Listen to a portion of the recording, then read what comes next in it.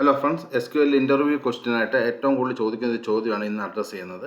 അതായത് നമുക്കിവിടെ കാണാം, ഇവിടെ 2 എംപ്ലോയീസിന് ഒരേ സാലറി ഉണ്ട്. ഒന്ന് കിരൺ എസിന് 35,000 സാലറി, ഒന്ന് തോമസ് മാത്യുവിന് 35,000 സാലറി. അപ്പോൾ ഒരേ സാലറി ഉള്ളവരെ ലിസ്റ്റ് ചെയ്യാന്നുള്ളതാണ് നമ്മൾ ഉദ്ദേശിക്കുന്നത്.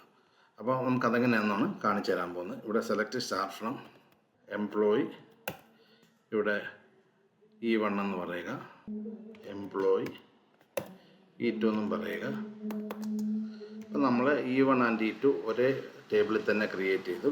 നമുക്ക് എന്നിട്ട് പറയണം where E1 dot salary equals E2 dot salary.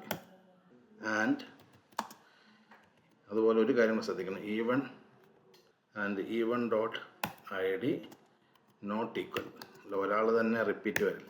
Not equal E2 dot ID എന്ന് പറയുക. നമുക്കൊന്ന് റൺ ചെയ്ത് നോക്കാം.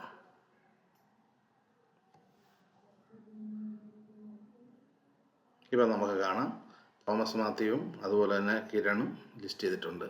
അവർക്ക് 2 പേർക്കും മാത്രമേ ഉള്ളായിരുന്നു നമ്മുടെ ലിസ്റ്റിൽ ഒരേ സാലറി.